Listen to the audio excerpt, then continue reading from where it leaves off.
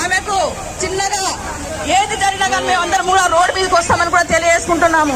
మరి కొండపుల్లి రాహుల్ గాంధీ గారి 50వ జన్మదినం పురస్కరించుకొని మనం ఇక్కడ పండుగ చేసుకుంటున్నాం.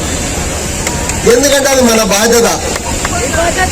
ఎందుకు అంటే ఆయనే ఒక బీసీ మహిళ నిలబడ్డది అని చెప్పంగానే నేను ఆడికే పోతా, ఆడనే పాదయాత్ర చేస్తా అని ఆ రోజు ఎలక్షన్ లో ఇంటికి రావడం జరిగింది.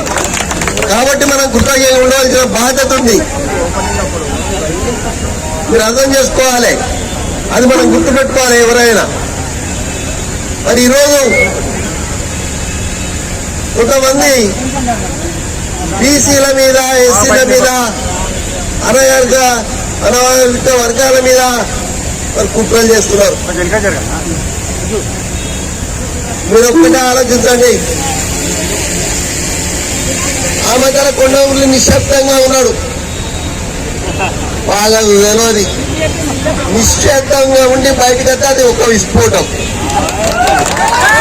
నేను ఈ 20 రోజుల బట్టి తిరుగుతుంటే కొంతమంది నాయకులకు పాపం తీరకలేదు.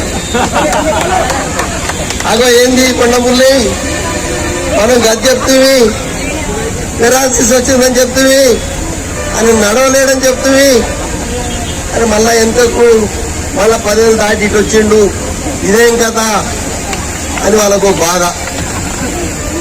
దాన్ని అక్కడిలో వెళ్ళబోసుకున్నందుకు వాళ్ళు అక్కడికి పోతారు, వచ్చి రాని మాటలు చెప్తారు. అయ్యా నేను ఒకటే మాట చెప్తున్నా, కల్నాయక్ ఏదైతే చెప్పిండో 45 సంవత్సరాల నుంచి రాజకీయాలలో సర్పంచ్గా, ఎంపీపీగా, పిఎస్సీ చైర్మన్ గా, డిసిసి బ్యాంక్ అధ్యక్షునిగా, 2 సార్లు ఎమ్మెల్సీగా నేను గెలవడం జరిగింది. అది యునానిమస్ భారతదేశంలో ఎవరు గెలవలేదు, నేనే గెలవడం జరిగింది. మంత్రి పదవి ఏం పోదు, ఏటు పోదు.